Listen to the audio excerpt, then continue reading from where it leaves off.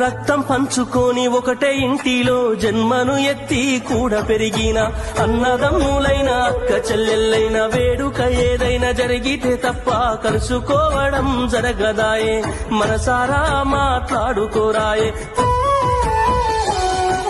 భోజనాలకు గంట ముందు వచ్చి పని ఏదో ఉందన్న సాకుతోటి మొక్కువడిగా భోజనం అయిన వెంటనే ఉంటామంటూ వెళ్లిపోవుడాయే కనతల్లిదండ్రులను పలకరించే తీరిక లేని సంపాదనాయే కనతల్లిదండ్రులను పలకరించే తీరిక లేని సంపాదనాయే ఆనాటి ప్రేమలు ఏమాయరో బంధాలు బంధుత్వమెటుబాయరా